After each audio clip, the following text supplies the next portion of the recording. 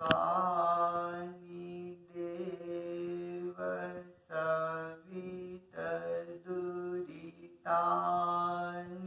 परासुव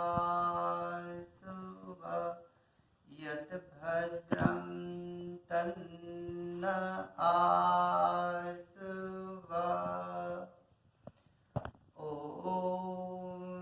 अस्विनायत्वरीरिसो द्रवत्पाणिसो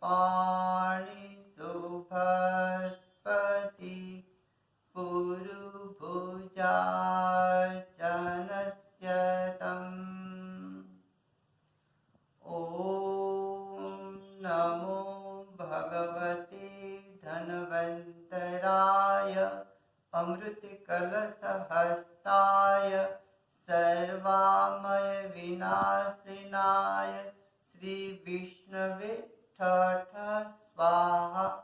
ॐ ब्रह्मदक्ष अस्वि देवेश भरद्वाज पुनर्वसु हुतासवेश चरक प्रभूतिभ्यो नमो नमः। सांप्रत काल में जब कोरोना की महामारी विश्वव्यापी हो चुकी है, उसी समय कोरोना को किस तरह से आयुर्वेद में अध्ययन किया जाता है, उनके लिए त्रिविध रोग विशेष विज्ञानी चरक विमान स्थान अध्याय 4 में आप्तोपदेश के बारे में बताते हैं। वहाँ जब हमारे सामने नई व्याधि आती है तो उनका अध्ययन किस तरीके करना, उनके लिए आप्तोपदेश प्रकरण में दिया है। रोगम एकेकम इदसम परीक्षे, प्रत्येक रोग को इसी तरह से अध्ययन करना चाहिए। चरक संहिता प्रारंभ में बताते हैं अग्निवेश कृते तंत्रे चरक प्रति संस्कृते, चिकित्सा स्थान के 17 अध्याय महर्षि चरक ने दिया है। उसके बाद का अध्ययन डढ़बल ने किया है।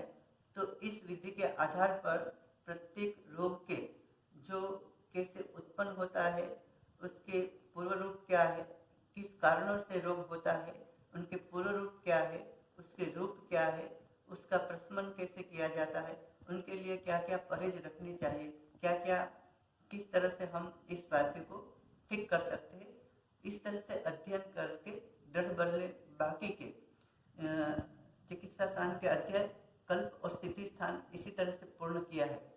इस दृष्टिकोण से हमने भी कोरोना का अध्ययन के लिए प्रयास किया है। कोरोना जनपदोध्वंसक व्याधि है।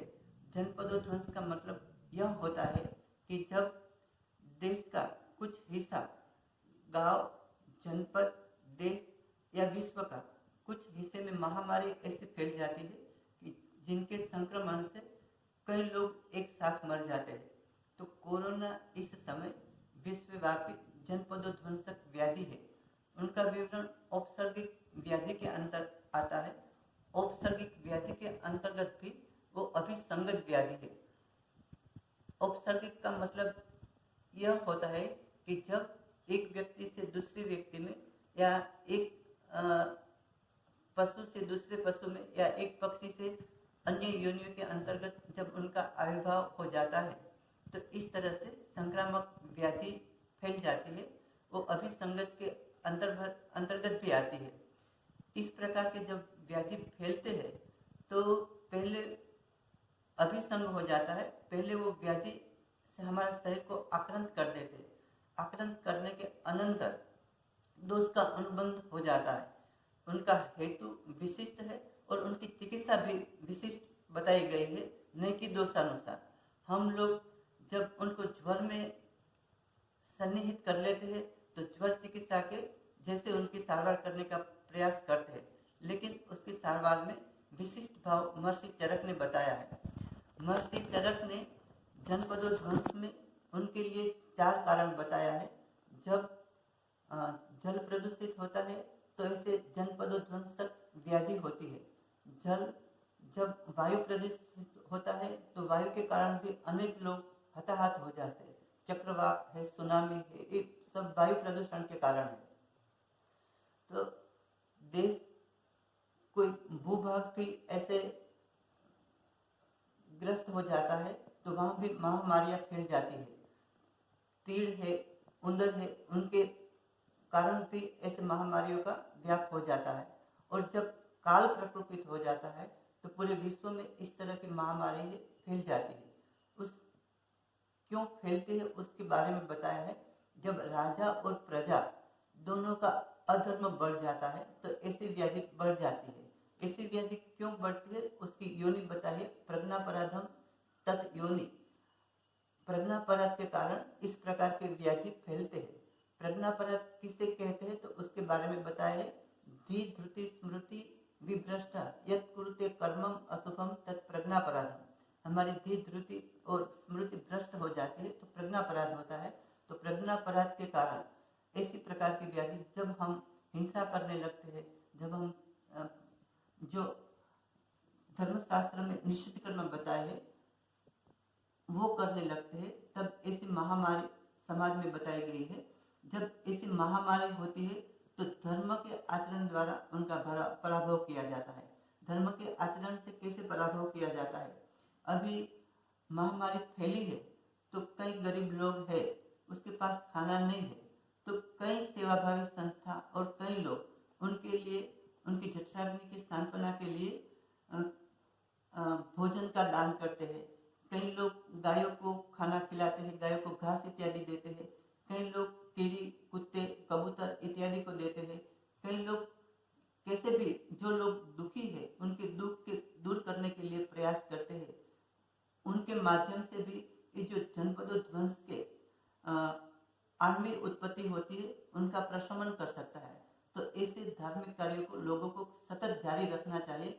इसका प्रभाव वो होता है जैसे जनपदोध्वंसक व्याधि है, उनके लोकपाल या उनके ग्राम्य देवता है, उनके इष्ट देवता है इत्यादि का भी हमें पूजन करना चाहिए। लोकपाल देवता हमारा अश्विनो है, तो अश्विनो याग करने से ये महामारी दूर हो सकती है। धन्वंतरी हमारे आरोग्य के अधिष्ठाता देवता है। धन्वंतरी याग करने से या उनका पूजन करने से भी ऐसी महामारी समाज से चली जाती है। तो इस व्याधि का अध्ययन कैसे करना उसका पूरा विवरण बताया है चरक विमान स्थान अध्याय 4 में और जनपदोध्वंस में उसके बारे में काफी विवरण दिया है। जब औपसर्गिक ज्वर है, डल्हन ने उसके बारे में काफी विवरण किया है। औपसर्गिक ज्वर एक व्यक्ति से दूसरे व्यक्ति में उनके श्वासोश्वास से, उनके संपर्क से, उनके साथ खाना खाने से या उनका हाथ मिलाने से, इस तरह से एक व्याधि जो फैलता है उनके निराकरण में उसने देव व्यापार से चिकित्सा का अवलंबन किया है। देव व्यापार से चिकित्सा के अंतर्गत महर्षि चरक ने चिकित्सा स्थान के तृतीय अध्याय ज्वर चिकित्सा में बताया है। उनके लिए एक पलंकाशादी धूप दिया है। पलंकाशादी धूप में चरक संहिता चिकित्सा स्थान अध्याय 3 सूत्र है 309, उसमें बताते हैं पलंकाशाय यानी गूगल, हरितकी, सरसों, वचा, पुष्ट आदि औषधों को और घी उसमें मिला के उनका धूप करने से, और धूपन के लिए महर्षि काश्यप ने धूपन अध्याय में उनके बारे में बताया है। उनका धूपन का भी मंत्र है, अश्विनोताम धुप्यताम ब्रह्मताम धुप्यताम। वो मंत्र से अगर हम धूपन करें तो धूपन से क्या होता है, जैसे मधुमक्खी का मधुपुआ है, उनको हम गोबर के कंडे से या कोई धुएं से उनको धुआं देते हैं तो अपना प्राण प्रिय बच्चा, अपना मधुपुड़ा, अपना गृह उनको त्याग करके वो दूर भाग जाती है। इसी तरह से जब हम धूप करते हैं तो माखी के मच्छर है, उनके अनंतर जो सूक्ष्म जीवाणु है वो पहले चले जाते हैं। तो धूपन से ऐसे जीवाणु हमारे शरीर से और हमारे आसपास का जो हमारा घर है इत्यादि में जब करते हैं तो वो भी वहां से बाहर चले जाते हैं। जीवाणुओं का उपसर्ग कब होता है उनके लिए शास्त्र में बताया है, उभय संध्या काल है। प्रातः संध्या और सायं संध्या दोनों काल है, उसमें प्रदोष ज्यादा रहता है। उस समय जीवाणु विषाणु का उपसर्ग ज़्यादा रहता है। जब हम घर को वापस शाम को आते हैं तब हम कभी कभी पता चलाते हैं बहुत सारे जीवाणु हमारे आँख में गिर जाते हैं। तो ये जीवाणु विषाणु का प्रकोप काल है।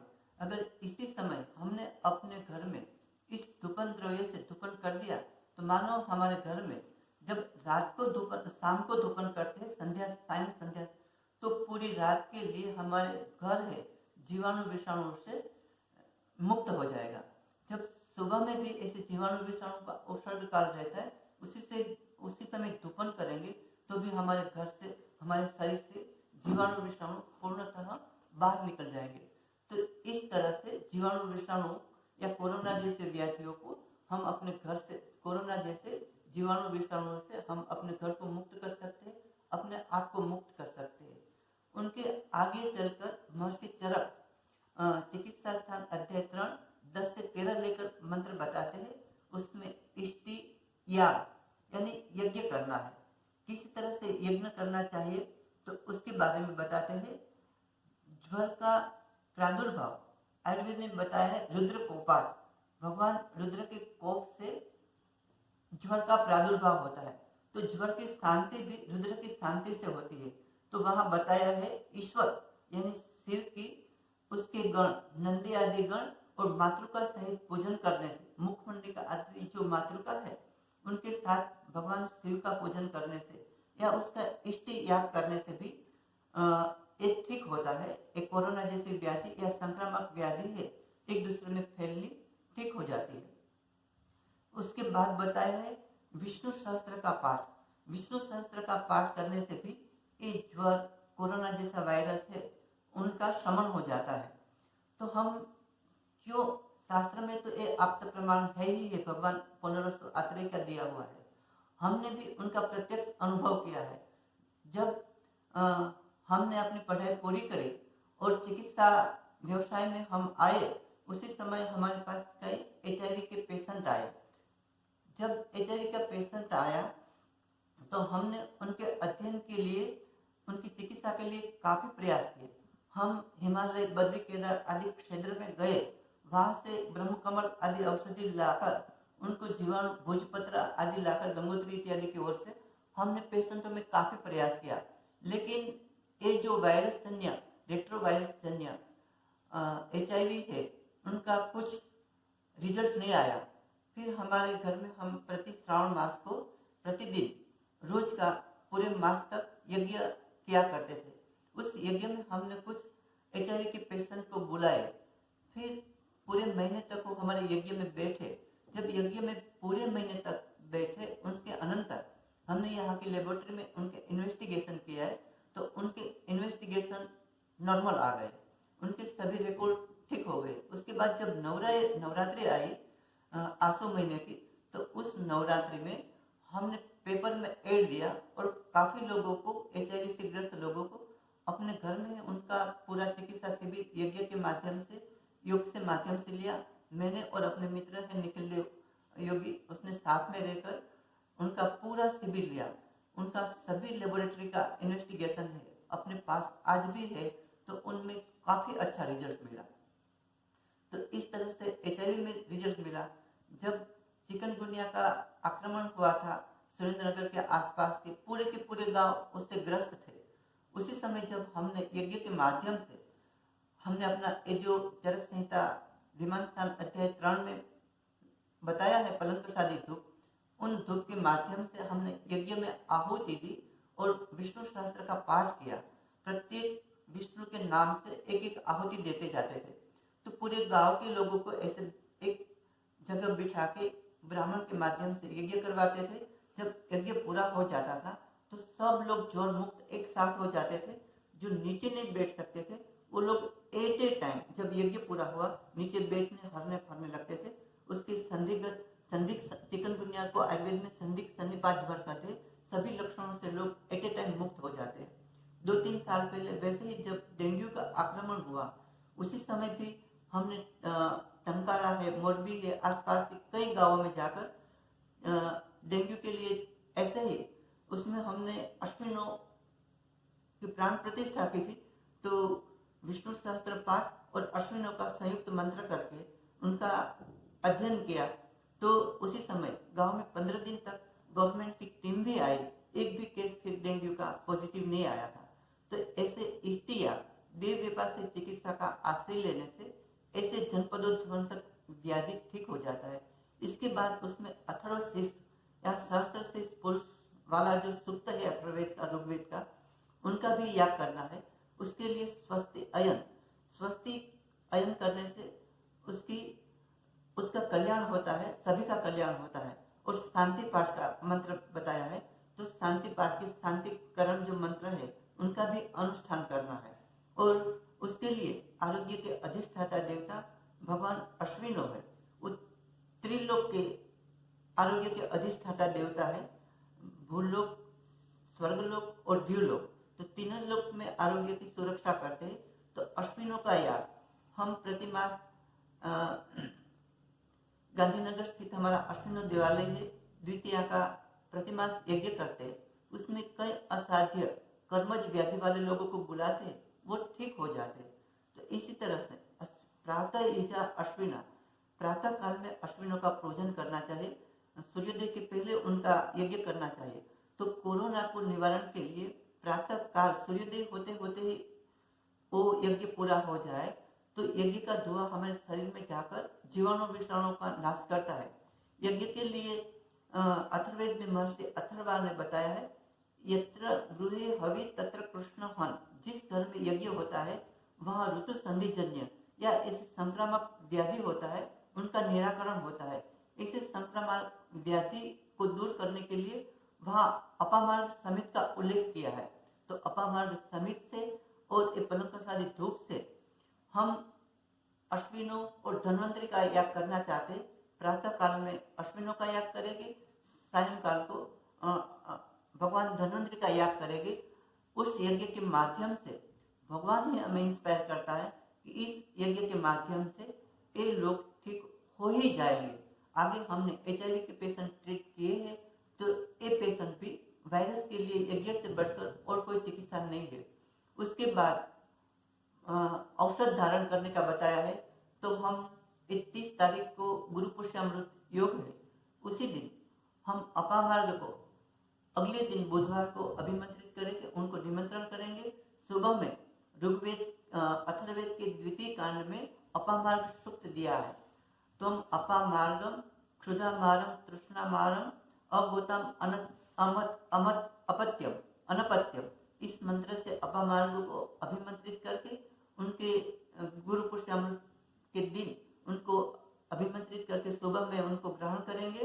अभिमंत्रित की विधि ऋग्वेद के 10वें मंडल में 57वां सूक्त है, या औषधि पूर्वा जाता देवीभ्य स्त्रीयुगम पुरा मनेनु बभ्रूणाम सतम अहम सतम धामान सप्तश्च इत्यादि 23 मंत्र दिए हैं। पूरे सूक्त से हम पूरे मन से उपवास श्वेत वस्त्र आदि धारण करके विधिवत विधि मंत्र के साथ हम उनको ग्रहण करेंगे। फिर जो इनके रोगी है उनको हम हाथ में बांधेंगे। हाथ में हमने उनके लिए रक्षा पोटली बनाई है। रक्षा पोटली के अंदर हमने गोरज ली है। अभी वैज्ञानिकों का सुझाव है कि गोरज के अंदर, गोधूलि के अंदर दुनिया के सारे विषाणु जीवाणु विद्यमान रहते हैं। ये विषाणु गाय की जब पैर पड़ता है, गाय गतिशील प्राणी है, उनका पैर बार बार बार भूमि पर पड़ता रहता है, उनसे वो अधमुआ हो जाता है, मृतप्राय हो जाता है। जब हम वैज्ञानिक या डॉक्टर वैक्सीनेशन देते हैं, BCG या पोलियो या किसी की भी, तो उसमें उनके ही जीवाणु होते हैं, उनको मृतप्राय करके जब हमारे शरीर में देते हैं तो हमारे शरीर में उनके प्रति प्रतिरोध शक्ति उत्पन्न हो जाती है। इसी तरह से जब हम गाय के सानिध्य में रहते हैं, उनकी गोधूलि हमारे श्वास में जाती है तो हमारे शरीर में रोग प्रतिकारक शक्ति उत्पन्न हो जाती है। तो गाय के खूर में दुनिया भर के जीवाणु विषाणु है, वो अधमुआ ही रहता है।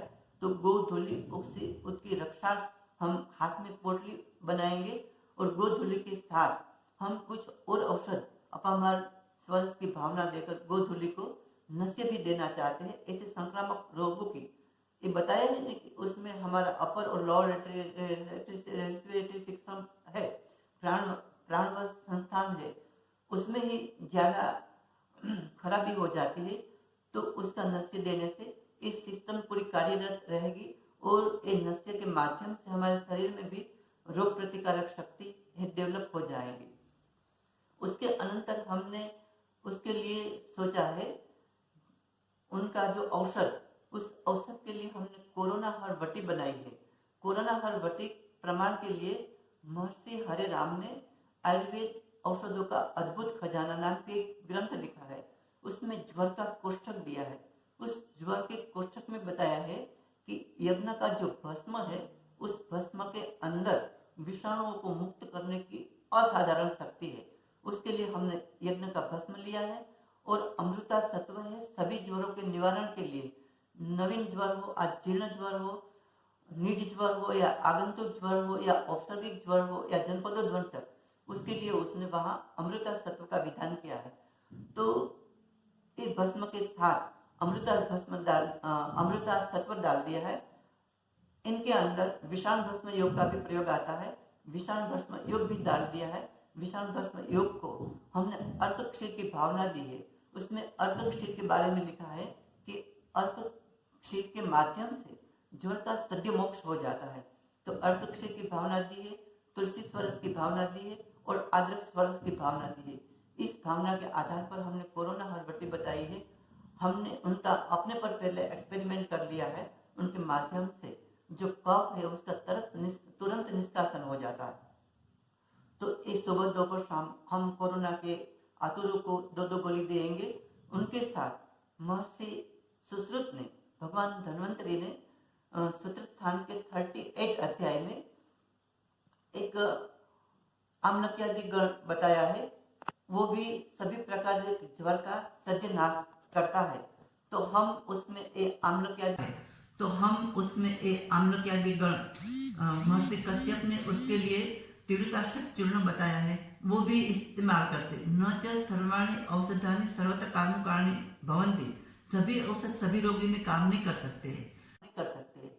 जनपदोध्वंस में एक ही कारण से अनेक लोगों को एक समान व्याधि की उत्पत्ति हो जाती है। फिर भी औषध के माध्यम से प्रकृति, उनका शरीर का संगठन कैसा है, बल कैसा है, व्याधि का कैसा है, उनके अनुसार हम औषध प्रयुक्त करेंगे। तो उसमें चूर्ण में हमने अभी 2 तय किया है। अमृता सत्व भी उसमें देंगे। उनके लिए हिंगुलेश्वरस जो अमृत सागर ग्रंथ में दिया है, बहुत अच्छा योग है। हिंगुलेश्वरस और जयमंगल रस और ज्वर की आत्यायिक चिकित्सा है, यानी तत्काल चिकित्सा है। जब ज्वर उत्पन्न हो जाता है, ऐसे औषध देते हैं तो ज्वर तत्काल मुक्त हो जाता है। तो इनका हमने आगे भी प्रयोग किया है। जब डेंगू है, चिकनगुनिया है, उसमें हमने कुछ दिनों के लिए ये औषधों का इस्तेमाल किया था। ज्वर उनसे त्वरित नष्ट हो जाता है। तो हिंगुलेश्वरस और ये दोनों को हम प्रयुक्त करने वाले हैं। इनके सिवा सत्यादि क्वाथ चरक संहिता से हमने लिया है और 10 मूल क्वाथ जो हमारे आयुष मंत्रालय ने दिया है, उनका भी प्रयोग करेंगे। और भी औषधों का उसमें प्रयोग करने वाले हैं। आयुष मंत्रालय ने हमारे नजदीकी मित्र राजेश भाई कोटेचा है, जो उनके सेक्रेटरी है, हमारे पर उनकी कायम के लिए स्नेह भाव बना रहा हुआ है। तो हमने उनके साथ बात भी की है। तो उनके अनुसार हम चरकारी संहिता, हमारे जो ग्रंथ है, उनसे संदर्भ ग्रहण कर करके इनका प्रोटोकॉल तैयार कर रहा है। शुक्रवार तक हम उनका पेपर बना के उनको आयुष मंत्रालय को भेज देंगे। हमारे गुजरात सरकार को भी भेज देंगे, हमारे मित्रों को भी भेज देंगे। तो ये पत्र बना के हम ऐसे लोगों की सारवार के लिए अपने आयुर्वेद परायण जो मित्र है, कई लोगों ने हमें सहकार दिया है। जैसे कच्छ में हमारे जज काका है, उसने बताया है कि अगले दिन हम कुछ ऐसे औषधि ग्रहण कर लेंगे या शनिवार के दिन औषधि को अभिमंत्रित करके दूसरे दिन निकालेंगे और हम रक्षा पोटली या रक्षा कवच बांध देंगे। तो हम ऐसे कोरोना जैसे व्याधि से संक्रमित न हो जाएंगे। अगर हम उनकी सारवार करते करते संक्रमित हो भी गए तो हमारे पास ऐसी भी शक्ति है कि हम इस व्याधि को अपने आप मुक्त भी कर सकेंगे। तो हमारे कई मित्र हमारे साथ आयुर्वेद के संलग्न हुए हैं। हमारे विनीश गुप्ता जी है जो देहरादून में है, बार बार हमें कह रहे हैं कि उनके लिए कुछ करो। हमारे मित्र है प्रवीण देशमुख जी, जो नासिक में है उनके साथ भी हमारी बात होती रहती है। अभिजीत हमारा मित्र है, हमारे जो ये सहाध्यायी है अभी हमारे साथ, जो आरवी के स्टूडेंट अध्ययन कर रहे हैं, अभिरंजन जी, उसने एक कोरोना वटी बनाई है। और भी हमारे हार्दिक है, अक्षय है, जो यहाँ युवा कॉलेज से पढ़ने के लिए आए हैं, हमारे कार्य में सहयोग दे रहे हैं। और महेंद्र सिंह है, दिशा छाटबार है, ये आदि हमारे संलग्न साथी है। हम सब साथ में मिलके अगर जो गवर्नमेंट हमें अनुमति दे तो गांधीनगर में हमारा अश्विनो दिवाली है, वहाँ उनकी ऊर्जा काफी है।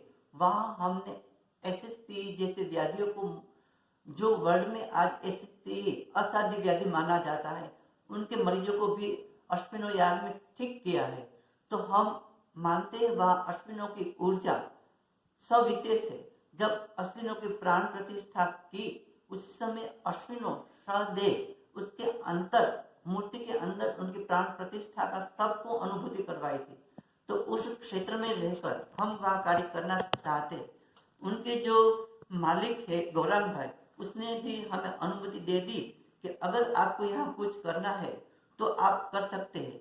हमारे एलोपैथी के मित्र वैद्य शैलेश भाई है, भावनगर से एक मित्र है, हमारे मित्र बड़ौदा में है कल्पेश भाई, वो एलोपैथी से संलग्न है। वो नीलकंठ भाई आदि हमें अपने कार्य में सहयोग दे रहे हैं। तो अगर गवर्नमेंट हमें अनुमति दी तो हमें पूरा आशा है कि हम कोरोना की इस व्याधि को मुक्त करेंगे। अस्तु।